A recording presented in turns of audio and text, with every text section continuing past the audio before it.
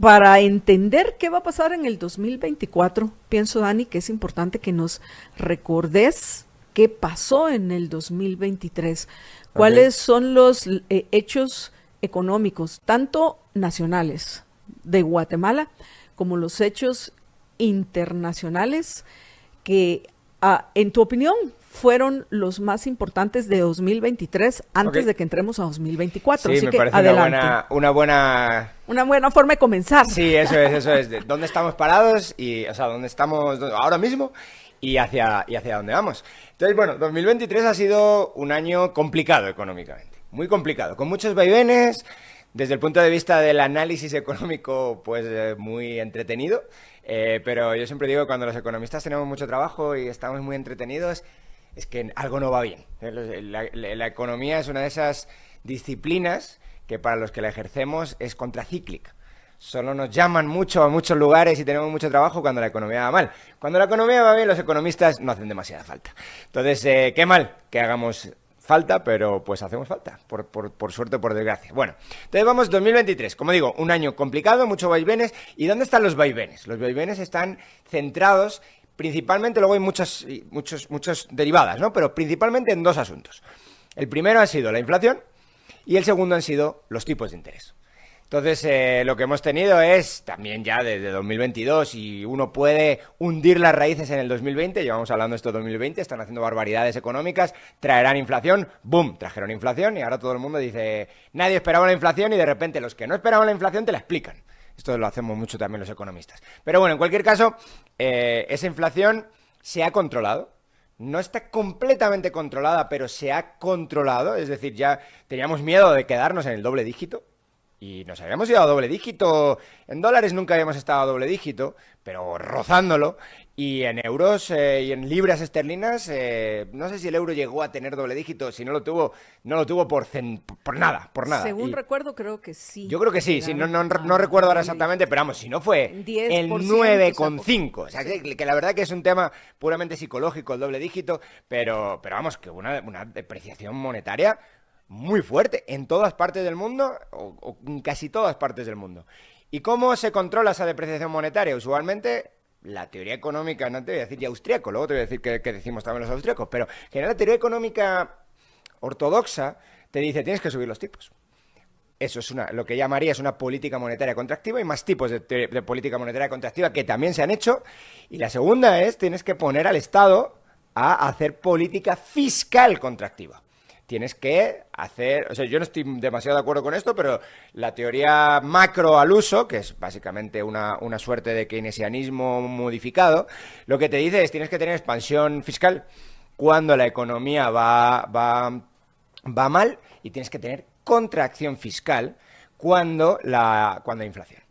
Sí, eso es un poco las recetas así a grandes rasgos de qué te dice la macro. ¿Qué fue lo que hicieron los bancos centrales en casi todo el Ya, mundo? pero es que los A políticos... excepción de en China. Y Sí, tal vez China comentás ahora lo que vamos a pasó en comentar China. algo de China, sí. Y en Japón.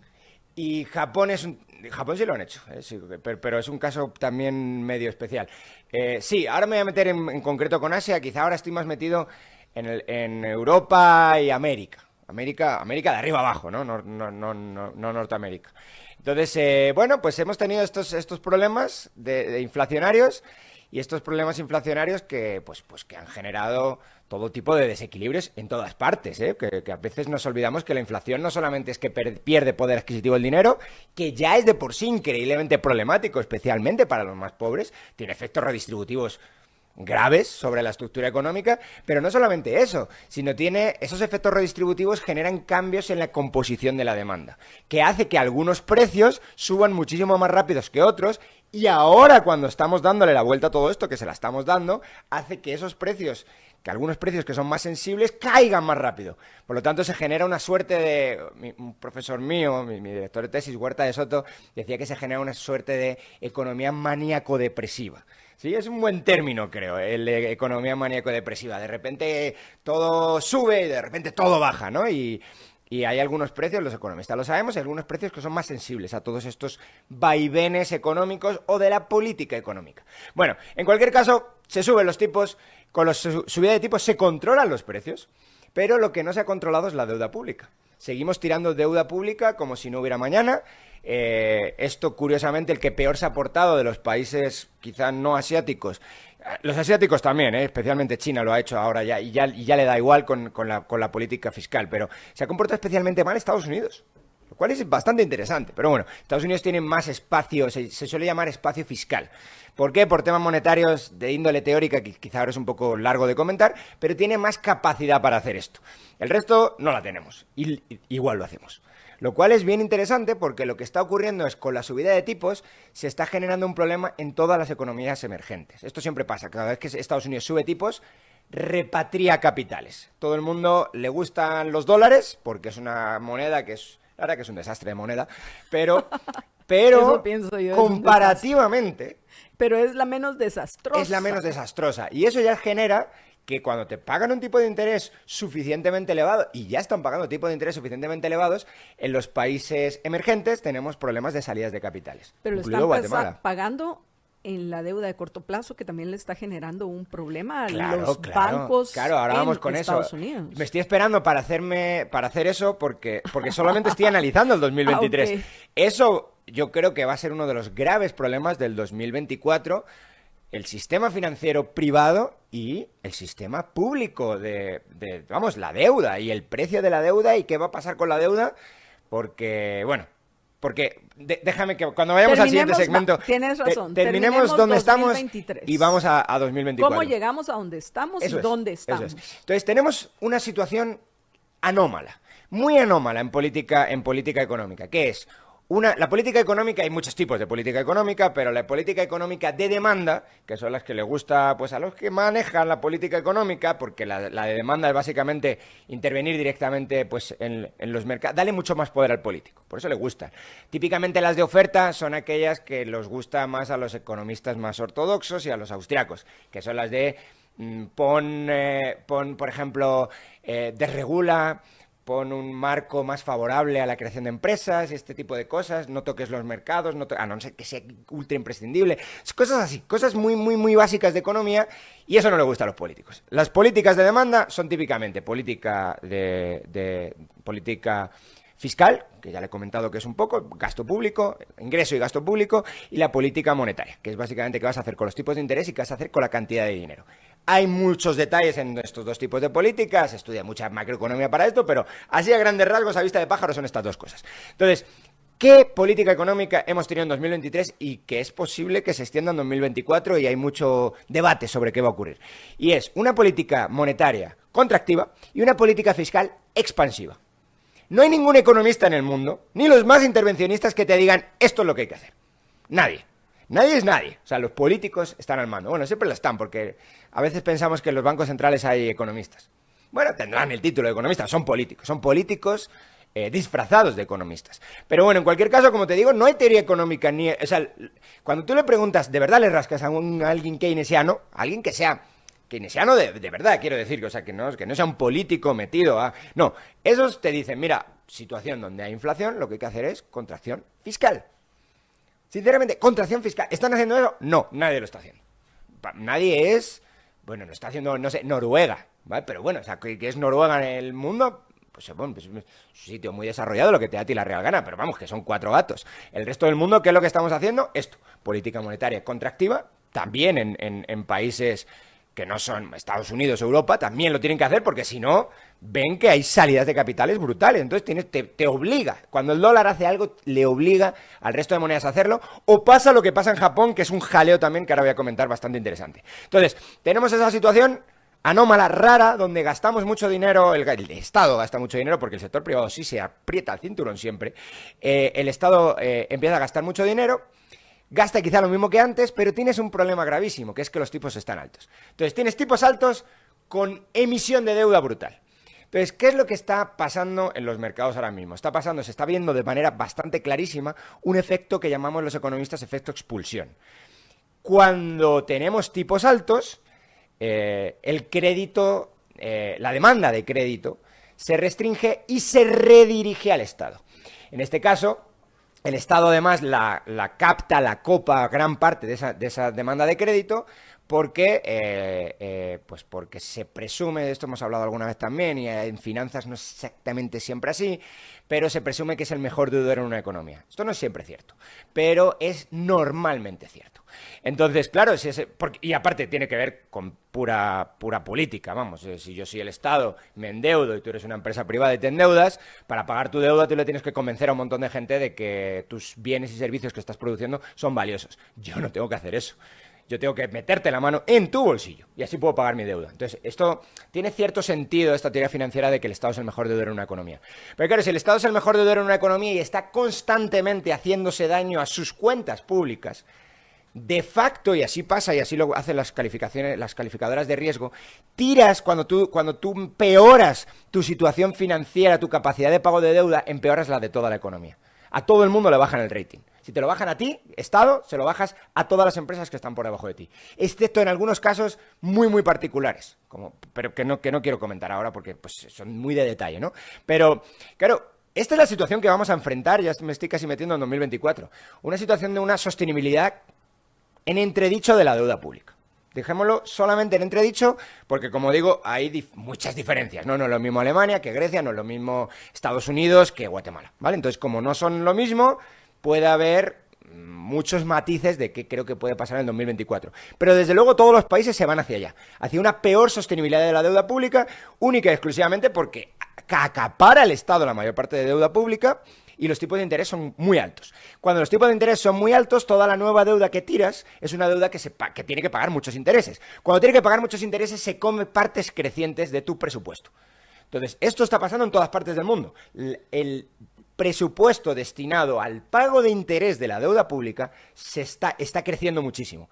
Tanto que tarde o temprano se comerá los presupuestos destinados a cualquier otra cosa, a salud, a educación, a policía, a lo que te dé a ti la gana, a seguridad, ¿sí? Entonces, la pregunta, y ya casi me estoy metiendo sin querer en el año 2024, no sé si es lo que queríamos hacer, pero uno de los grandes puntos... No todavía, yo pienso que primero preparemos el terreno. Preparemos el terreno, porque, bueno, en un par de minutos tenemos que ir a la primera pausa. Pero regresemos, Dani. Entonces, con la última pregunta que me hacías, 2023, la recesión no llega...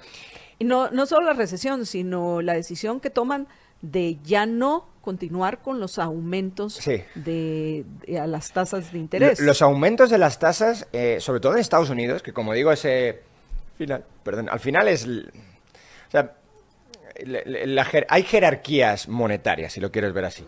Y Estados Unidos está solo en la primera jerarquía monetaria del mundo. Ahora mismo, ¿no? 2024, ya podemos hablar, a lo mejor en 10 años puede que no sea verdad, y hay muchas cosas que pueden pasar. Hoy en día, jerarquía Tier 1 es dólar. Entonces, área dólar ha subido los tipos más rápido que nunca.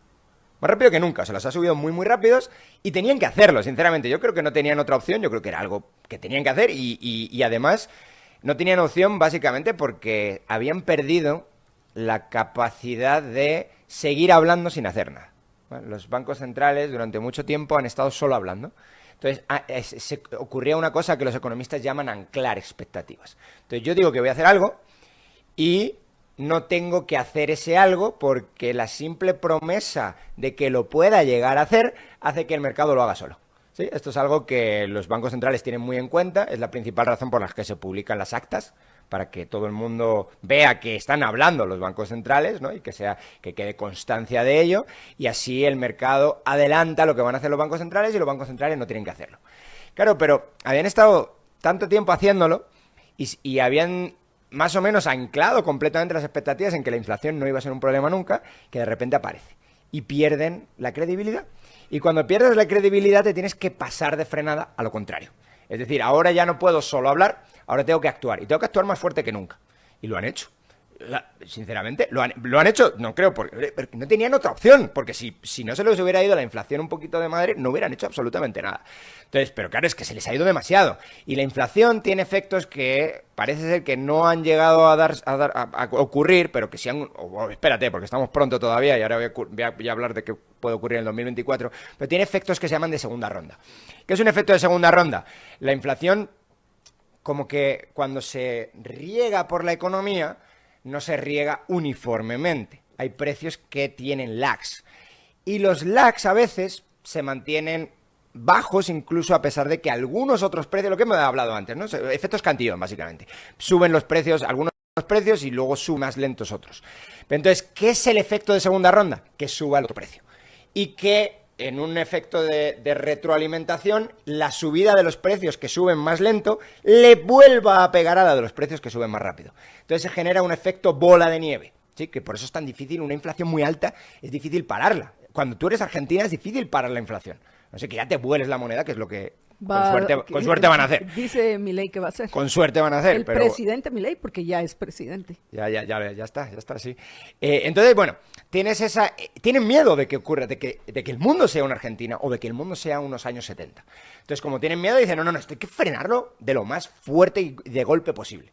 Entonces, subieron muy rápido las tasas, hicieron mucho daño, el sector financiero está hecho polvo, la gente dice, no, pero es que ganan más dinero que nunca, es verdad, cuando suben las tasas, los bancos prestan a una tasa más alta y ganan más dinero, y hay cierto lag también en cuánto le pagan a los depositantes o por la parte del pasivo, entonces eso les hace ganar dinero, pero su situación financiera patrimonial empeora mucho, por un tema puramente de valuación en bien presente de cuánto vale un bono, de cuánto vale cualquier inversión en realidad, en valor presente. Las inversiones de los bancos están hechas a muy largo plazo, entonces tienen un agujero en los balances. Todos los bancos del mundo tienen unos agujeros en los balances brutales, que si se les aplicara la misma contabilidad que se nos aplica a ti y a mí, estarían quebrados gran parte de ellos, ¿no? Entonces ellos tienen una contabilidad muy especial, que se les deja maquillar las pérdidas, o maquillar los agujeros que tiene el balance, que son básicamente agujeros patrimoniales, vamos, capital negativo, patrimonio propio negativo. Si tienes patrimonio propio negativo, estás quebrado. Entonces te hago un maquillaje en el balance para que no estés quebrado. Pero claro, cuando viene algún problema, que es lo que pasó en marzo, pues esto es como cuando baja la marea, ¿no? Te das cuenta que el rey está desnudo, ¿no? El rey no está desnudo, no, el rey no está desnudo, baja la marea, el rey está desnudo. Pues esto es el sector bancario hoy en día. El sector bancario gran parte de él está quebrado. Así, pero quebrado es quebrado. Si les aplicamos las leyes generales de contabilidad, si les hacemos evaluar sus activos a un valor razonable basado en el mark to market, que es el precio de mercado, están quebrados. Entonces, la pregunta es, ¿cómo se mantienen quebrados sin quebrar? La primera es contabilidad imaginativa y la segunda es cuando venga un problema, pues viene un problema y todo el mundo dice, Dios mío, vino un problema. Y no lo pudimos ver. Hombre, no lo pudiste ver, lo escondiste explícitamente. Entonces, así está el sector bancario del mundo hoy en día. La pregunta es si esto va a implosionar o no. Y esto es una pregunta que tiene que ver con qué va a pasar en 2024. Y tiene que ver con la política y tiene que ver si nos vamos a una situación más recesiva o nos vamos a una situación donde la inflación vuelva a aparecer. Y esto es una pregunta muy abierta, donde yo no tengo una respuesta, y no tengo una respuesta básicamente porque depende de una política pública. ¿De qué política pública? O de dos políticas públicas, que son las que ya hemos hablado en el segmento anterior, política monetaria y política fiscal. Si ahora mismo los estados empiezan a apretarse el cinturón, que yo no lo veo, pero bueno, si lo empiezan a apretarse el cinturón, estarán haciendo dos cosas. La política monetaria contractiva probablemente se mantendrá y la política fiscal contractiva se mantiene. Eso tiene efectos recesivos a corto plazo en la economía. A veces los economistas hablamos mucho del corto y del largo plazo. Cuando el Estado deja de gastar, genera una situación recesiva. Quizá el sector privado se contrapone a ella en el corto plazo. Pero da igual, yo estoy gastando un montón de plata y dejo de gastarla, la gente a la que le llega la plata que yo estoy gastando lo va a pasar mal. Y hay efectos, los keynesianos llaman multiplicadores, los austríacos le llaman demanda derivada, pero es exactamente lo mismo. O flujo circular del ingreso, si lo quieres ver así. Es algo usualmente de introducción a la economía. Y lo que dices es, mi gasto es tu ingreso. Si yo dejo de hacer gastos, tú dejas de tener ingresos. Si dejas de tener ingresos, tú dejas de hacer otro gasto en la economía. Y esto, aunque es muy mal análisis de largo plazo, es un buen análisis de cómo se expande o contrae la economía en el corto plazo. Sí, porque tu gasto primero salió de mi bolsillo y ese dinero ingresó a mi bolsillo porque yo sí soy parte del círculo virtuoso de creación de riqueza. Pero Dani, antes de que termine este segmento, quisiera que compartieras con nuestros oyentes las diferencias que hay entre Occidente, vamos a decir, Europa y América, en Oriente, sí, y Japón y China. Sí. Bueno, Japón y China sí están metidos en historias muy diferentes entre ellos. De hecho, lo que muchos analistas hablan es que China se está japonizando. Pero vamos, Europa está japonizada ya. Entonces, tampoco es... O sea, japonizarse es un término de estancamiento. Estancamiento secular, además. O sea, quiero decir, no es un tema de... Bueno, es que hay recesiones. Bueno, habrá recesiones, habrá auges o lo que te dé a ti la gana. Pero la tasa de crecimiento se paró. Eso sí, están en lugares muy diferentes. Japón es un país desarrollado con estancado ya durante 3 décadas, pero un país desarrollado. China es muy dispar es muy grande, ¿no? China tiene más población que todo Estados Unidos y Europa juntos. Entonces, bueno, hay muchos, igual que dentro de Europa y Estados Unidos hay muchas divergencias, ¿no? También las hay en China, y las de China son muy fuertes. Y hay la tantos costa china chinos es muy que desarrollada. a pesar de todos los que se están yendo para Estados Unidos, que compran sus boletos para volar vía Turquía, Ecuador, y ahí empiezan la caminata hasta llegar a Estados Unidos, porque no, con los chinos no pasa lo que sucede con los latinoamericanos que los mandan de regreso a sus países. A los chinos sí les dan asilo, porque saben que si regresan a China, lo más probable es que la dictadura de Xi Jinping los mande. Bueno. Sí, ahorita tú sabes que es un dato interesante. Después de los venezolanos y los haitianos, los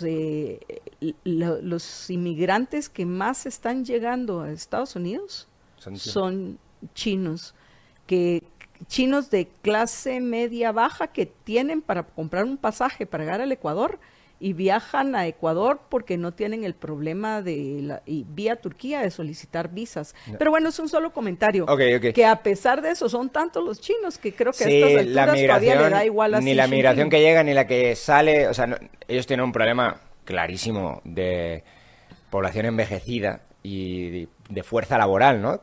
Que empieza a caer. Me parece que este año además ha sido el primero. Y muchos hombres y pocas mujeres para multiplicarse. Y eso es, y problemas derivados de la política, de políticas públicas muy mal enfocadas hace 30 años, que aunque ya se han levantado la mayor parte, pues tienen efectos a muy largo plazo, pero bueno, eso también es otra historia, pero la migración neta, ¿no? Ni entrada ni salida creo que sea precisamente lo que explica ese problema, sino toda la política de hijo único que tuvieron. Para nada.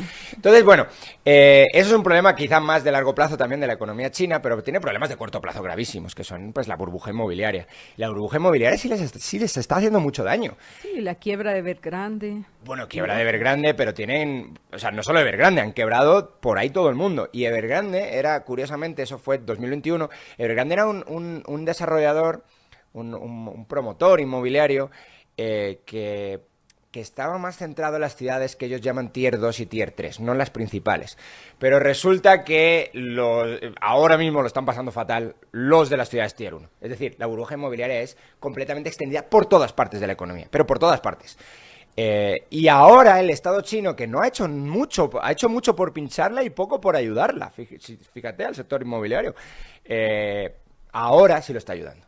Ahora sí. Ya ha dicho, ya llevamos 2 años de problemas graves que se están pasando al sistema financiero. El tema es que el sector financiero chino, los bancos, el sector financiero no, pero los bancos chinos son prácticamente todos públicos. Entonces pueden meter cualquier basura dentro de su balance y no pasa nada. Bueno, no pasa nada, a ver, sí pasa, pero no parece que pase, ¿sí? Entonces, pero tienen un sector bancario privado un sector financiero privado que usualmente se le llama de forma peyorativa shadow banking, banca en la sombra, está perfectamente regulada, pero le llaman banca en la sombra, que sí lo está pasando bastante mal, porque está muy expuesto al sector inmobiliario. El sector inmobiliario no baja mucho de precio, pero las ventas han caído un 50-60%. Entonces, lo que pasa en un sector privado libre es que cuando se te caen las ventas de esas maneras, lo que ocurre es que hay bajadas de precios. China está evitando esas bajadas de precios como puede, de cualquier manera. No deja a los desarrolladores básicamente hacer grandes descuentos de precio, porque se te generaría un efecto financiero contagio. ¿Qué es esto? Pues básicamente, si yo creo que un apartamento vale $200.000 y está en el balance de un banco pero veo que se están vendiendo a $100.000, pues tengo un problema de cuál es el valor del activo del banco. Entonces, lo que termina ocurriendo para que las hipotecas o la vivienda que está respaldando a las hipotecas que tienen los bancos en su activo, es decir, préstamos que han dado los bancos, no los tengan que bajar muchísimo de precio, o no venga un analista y diga esto, pues no vale esto, lo que hacen es que no dejan o limitan muchísimo los descuentos que se pueden hacer en el mercado inmobiliario, porque, bueno, si tú estás agobiado y haces un buen descuento, pues los problemas de liquidez que tengan los desarrolladores, los promotores chinos, pues tendrán un problema de solvencia a largo plazo, pero no uno de liquidez a corto plazo. Entonces, lo que está haciendo China explícitamente es favorecer a su sector financiero, perjudicando a su sector de la construcción. Pero que de no forma están exagerada. construyendo, porque la queja de los que han comprado es esa. Eso lo han medio solucionado. Entonces, lo que han conseguido hacer es, no se construye vivienda nueva, no se inicia vivienda, pero se está medio terminando la iniciada, con un montón de ayudas del gobierno chino y porque sí se les estaba generando un problema grave. Por un tema también muy específico de China, que curiosamente en Guatemala no es tan diferente, que es venta en planos. Se hace mucha venta en planos, esto no pasa en otras partes del mundo. Entonces, como se hace mucha venta en planos, mucha gente incluso tiene hipotecas sobre viviendas que no se han construido. Lo cual es algo que yo creo que tampoco pasa ni siquiera en Guatemala, ¿eh? Porque aquí lo que se hace es con el enganche. Y no sé si es tan normal que financies, o sea, que te hipoteques con el enganche. Pero allí sí. Allí se paga la vivienda y hay mucha gente que decía, ¿sabes qué? Yo no tengo vivienda, así que ¿por qué voy a pagar la hipoteca? Entonces estaban creando clubs por internet que los estaban intentando controlar un poco complicaditos de gente que dijo, yo no pago la hipoteca. Si no pagas la hipoteca, metes al banco en problemas gravísimos. Bancos que ya están en problemas gravísimos. Sí, aquí en Guatemala, para entregarte el apartamento es cuando tenés por el saldo que sacar la hipoteca. Pero, Dani, para tratar de resolver todos estos problemas que has hecho mención, el Partido Comunista Chino ha creado moneda fiat, ¿no? Ha puesto a funcionar nuevamente la maquinita, lo que ha llevado bastante liquidez, más de la que se esperaba para este año en el mercado. Y vemos, para que relacionemos lo que hemos platicado, que contrario a esa recesión terrible que se esperaban, o que algunos esperaban para el 2023, resulta que hasta hubo quienes estaban hablando de la posibilidad de alcanzar ATH, all time highs, en los precios. Ni siquiera mencionemos el tema de las criptomonedas. Estoy hablando del sector tradicional, ¿no? en los mercados 500, o lo que y en el oro mismo. O sea, el oro ha llegado a precios que hace año y medio no pensaban que fueran posible alcanzar en el 2023, lo que significa que a pesar de la queja de que los bancos centrales, para intentar combatir la inflación, restringieron el circulante, ¿lo podrían haber estado haciendo en Occidente? De alguna manera, porque yo pienso que por un lado hacían una cosa y luego con otras estrategias que tienen los bancos centrales hacían una de cal y una de arena. Eso es verdad. Pero sí hubo cierta contracción monetaria en Occidente. Sin embargo, con la expansión monetaria de los chinos, que ya comentaste ahorita todo lo que han hecho para tratar de maquillar su economía y sus finanzas, ¿pensás que eso tenga alguna relación con el que, a pesar de los pronósticos que se consideraban los más posibles para el año 2023, pues 2023 económicamente haya dado sorpresas en lo que respecta es una sorpresa al tema positiva, económico? Es una sorpresa positiva, pero ha sido un mal año. A ver, esto es un tema de dónde venimos, qué ha sido el 2023, hacia dónde vamos y qué esperábamos. Entonces, desde el punto de vista de qué esperábamos, ha sido una sorpresa positiva. Ahora, que si la economía ha ido bien, no ha ido bien, es un desastre. Europa casi no ha crecido. Alemania, por ejemplo, va a acabar el año en negativo. Austria va a acabar el año en negativo. O sea, muchas economías...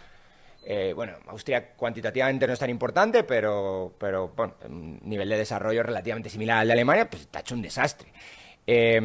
Tenemos que hacer una pausa. Creo que nos pasamos bastante en este segmento, porque así de interesante está esta conversación con Dani Fernández. Y nos planteas cuáles consideras para 2023 que son los escenarios más probables con todo esto que has comentado para Guatemala. Okay. Que además de eso tenemos que agregar el tema. Vamos a ver si lo podemos meter todo. El tema del cambio de gobierno que se va a dar, esperemos, en 12 días.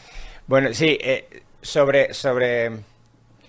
sobre el oro, por ejemplo, o algunas alternativas como Bitcoin y su precio, ¿no? Y cómo se ha ido para arriba, tenemos que pensar que en realidad ni Bitcoin ni el oro son competencia del dólar per se. Son competencia quizá de la deuda americana, ¿no? Como, eso es competencia de formas de trasladar valor al futuro. Y el dólar no es una forma de trasladar valor al futuro. Todo el mundo más o menos entiende eso. O sea, todo el mundo entiende que puedes mantener el dólar un año. ¿Por qué? Porque, bueno, si me pierdo, típicamente había sido un 2% en un año, pues bueno, si pierdo un 5%, cuidado, porque a lo mejor un año ya no es, ya es más corto. Entonces, ¿cuál es la forma de protegerte frente a esto? La forma de protegerte es un bien relativamente seguro. Ya hemos hablado antes de cómo de segura es la deuda y de los problemas que hay en la teoría financiera estándar, pero algo relativamente seguro sería la deuda pública americana. Entonces ya, bueno, pues me va a dar un 2% de inflación, el dólar, pero tengo un interés de un 5%. Bueno, pues tengo un rendimiento de un 3, que para un bien para un activo relativamente seguro como es la deuda americana, pues es una forma no solamente de mantener el valor, sino, ¿no?, de incrementarlo poco a poco. ¿Qué ha pasado y por qué suben tanto de precio las alternativas, ¿no? Que también incluye las acciones de algunas empresas, principalmente el área tecnológica, el Nasdaq. Sí, aunque eso es una forma de trasladar valor al futuro con riesgo. Porque, bueno, puede ser que todo el mundo te va a decir siempre, bueno, ¿qué hubiera pasado si hubieras invertido $100 de Amazon en el año? Esos son los anuncios de YouTube, ¿no? O sea, hubieras invertido $100 en el año 99 en Amazon. Bueno, ¿y qué hubiera pasado si lo hubieras hecho en American Online? Bueno, pues tú que tendrías 0. Sí, entonces, o sea, hay que tener cuidado. Pero si lo hubieras hecho en deuda pública... Invertir conlleva un riesgo. Eso es, lleva un riesgo. También la deuda pública, también, cualquier forma... Vivir conlleva un riesgo, eso es, pero hay cosas con más riesgo y menos riesgo. Y, hombre, pues las tecnológicas son típicamente formas de trasladar valor al futuro arriesgadas, más arriesgadas que otras, más arriesgadas que la deuda pública, más arriesgadas que el oro, más arriesgadas, aunque parezca mentira también, que el Bitcoin, por mucha volatilidad que tenga. Por eso esperas ganar más también, porque tienes un rendimiento esperado mayor, pero un riesgo mayor de que se te vaya tu riqueza, vamos, que todo lo que has generado de valor para el resto no exista ya cuando quieras sacarlo. Bueno, entonces, claro, 2010. A partir de 2010 hay estas alternativas. Bitcoin nace por ahí, ¿no? Se populariza un poquito más tarde, pero a partir de 2010 hay un incremento bastante fuerte de lo que podrías denominar represión financiera. ¿Qué es una represión financiera? Esa deuda pública da un rendimiento real negativo o cercano a cero. Es decir, tengo una forma de pasar dinero al futuro que en el mejor de los casos me deja igual y muy posiblemente me deja en negativo. Entonces es normal que aparezcan alternativas. Es un mercado, mientras tengas cierta competencia o capacidad de competir, pues se compite. Y se compite también por formas de trasladar valor al futuro. Entonces es la principal razón por la que les ha salido a los bancos centrales competencia. Por todos lados. La del oro ya existía antes, pero la competencia del oro, mientras tú tengas un rendimiento muy fuerte del interés de la deuda americana, el oro... La gente no lo quiere porque el rendimiento es cero. Hubo algunos bancos centrales que durante el están 2023 comprando oro. Y 2022 también están comprando oro, bastante oro. Entonces, bueno, porque ellos también se protegen de la deuda pública, de los problemas potenciales que puede haber en la deuda pública, de los problemas que están creando porque son parte de la política pública, ¿sí? Entonces, vale, tienes esta competencia, ¿no? Entonces, suben tipos de interés y lo primero que ocurre en casi todos los mercados es que las competencias de la deuda pública se van al suelo. Sí, pues es lo primero que ocurre. Bitcoin se va de 60 a 20 o algo así. El oro no se va tan abajo, pero cuando se va para arriba tampoco se va tan arriba. Si lo puedes ver así, es un rango de volatilidad mucho menor que el de Bitcoin, pero sigue unos patrones no tan diferentes, curiosamente. Pero bueno, en cualquier caso, suben los tipos mucho y no destruyen la competencia. Y ahora lo que estamos esperando para 2024, o muchos esperan para 2024, es una bajada de tipos. Y ahora, si bajan los tipos, lo que le estás diciendo a la competencia es que yo desaparezco de aquí, me rendí, no puedo contigo. El no puedo contigo es el mercado financiero siempre adelanta todo lo que puede llegar a pasar. Entonces, si la expectativa es la de bajada de tipos y realmente van a bajar tipos porque el Estado no aguanta con lo que está gastando, lo que hemos hablado antes, esa enorme cantidad de coste financiero, pues le bajas el coste financiero. ¿Cómo le bajas el coste financiero? Le dices a tu Banco Central, baja los tipos de interés y haces política monetaria expansiva ahora. Pero si hago política monetaria expansiva, ¿qué es lo que va a ocurrir? La moneda, primero, el tipo de interés real se te va a ir mucho más abajo, porque estás diciendo, me rendí, no puedo luchar contra la inflación. la inflación se vuelve para arriba y el rendimiento real del bono americano se te va al suelo. Si se te va al suelo el rendimiento real del bono americano, las alternativas vuelven a decir, vamos a la alternativa. ¿Sí? A un 5% de interés real, que no es real, ¿vale? Pero a un 3% de interés, a un 2% de interés real, fíjate, es que la gente no pide tanto. Se te desinflan las alternativas. La gente no pide tanto, con un 2% están contentos. ¿Se lo estás dando? No. ¿Por qué no se lo das? Porque el Estado es un manirroto y cuando tiene que pagar un 5 de nominal se le van los intereses a las nubes. Y si se le van los intereses a las nubes, quiebra el Estado. ¿Va a dejar el Banco Central quebrar a su Estado? No lo creo, porque el Banco Central es parte del Estado. Yo sé que son independientes y bla, bla, bla, pero no lo son. Entonces, como no lo va a dejar, una de las alternativas que yo planteo para 2024 es que haya bajada de tipos y que la inflación se te vuelva para arriba. Y esto es un escenario que yo lo he hablado aquí varias veces y lo hablo siempre que me preguntan, es un escenario tipo años 70. Es un escenario muy complicado donde lo que hay es bajadas de tipos porque tienes problemas, el Estado gasta, se te cae la economía, entonces te rindes. La institución monetaria se rinde y se rinde, le da pleitesía al Estado y baja los tipos. Y cuando baja los tipos se te genera inflación. Y cuando se te genera inflación, la inflación también destruye gobiernos. Ahí es donde está mezclada la política y la economía. Entonces hay una demanda de estabilidad monetaria. Y esa demanda de estabilidad monetaria te sube los tipos otra vez. Y cuando sube los tipos otra vez, te genera otra vez los problemas de los que estamos ahora, de deuda pública insostenible, de pago de intereses brutal sobre la deuda pública y una incapacidad de una sostenibilidad financiera a medio plazo del Estado. Entonces, esto, como veis, es una situación compleja y bastante, con una salida bastante difícil. ¿Cómo se salió en los años 80? Con una recesión como no había habido desde los años 30. Con una recesión complicada, muy jorobada. Ya no nos acordamos, pero Reagan pone a Volcker, le pone unos tipos de interés del 20% en dólares, arregla el problema de la inflación, lo arregla sin ninguna duda, te genera una recesión brutal. Que eso era lo que habían dicho aguanta. Que iba a ser. Yo digo que ahora no lo aguanta Powell. nadie. No, pero ¿qué dices, hombre? Ya no. Eso te recordás que ahí lo decían y que él ha citado en varias ocasiones a Volcker como su héroe. Sí, y está ahí siempre Volcker. O sea, Volcker sigue ahí presente. Sigue ahí presente, muy presente. Pero bueno, está presente. O sea, no está presente, no está presente, eso es mentira. O sea, lo nombran porque los bancos centrales son bla, bla, bla, pero no son, pero de actuar no. Entonces, la pregunta es si va a estar alguien dispuesto a hacer esto. Que no podemos responder ni tú ni yo, pero nos quedan 2 minutos para terminar. ¿Y Guatemala qué? Pues Guatemala, madre mía. Bueno, a ver, nosotros yo creo que vamos a tener que tener un programa solo para Guatemala, sí, Guatemala, pero en 2 minutos a ver qué puedo hacer. En este mes, pero vamos a verlo. Venga, Guatemala está muy conectada a Estados Unidos. Muy conectada por muchos sitios. Por nuestras exportaciones, se van principalmente allí. Entonces, y nuestras importaciones también, la mayoría. Y nuestras importaciones también, o sea, es decir, comercio está muy vinculado. Mercado de capitales. A ver, mercado de capitales de Guatemala casi no hay, pero lo que hay está vinculado a Estados Unidos, al área dólar, es dólar, y remesas, ¿no? Entonces, toda nuestra economía está increíblemente vinculada a Estados Unidos, pero increíblemente. Entonces, como le vaya a Estados Unidos, nosotros somos como que nos va a nosotros. Tenemos alguna ventaja sobre otros países de la región.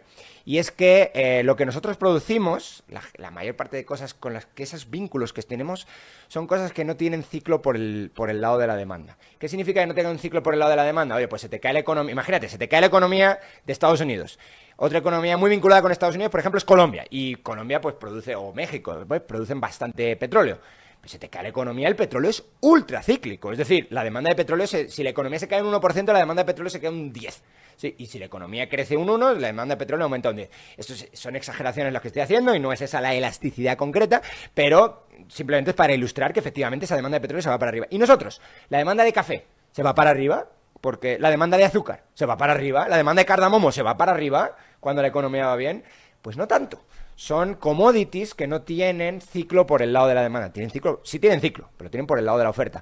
Por lo tanto, nosotros tenemos ahí, eso siempre se dice, ¿no? Guatemala no tiene que hacer nada y crece un 3,5%. Y eso es lo que dice el Vanguard siempre. ¿Qué va a ocurrir con la economía este año? Yo no sé para qué hacen las conferencias de prensa, porque siempre dicen entre un 3,5 y un 4,2. Y de media un 3,8, yo qué sé. Es puro formalismo, Dani. Es puro formalismo, van, se toman Pero- café bueno ahí, pues yo qué sé, está bonito y hacen buenas presentaciones, pero ¿cuál Pero es la...? ya me están cortando, ya. así que, ¿qué te parece si Sí, ahorita vamos en un día enero con- vamos a programar otra reunión, pero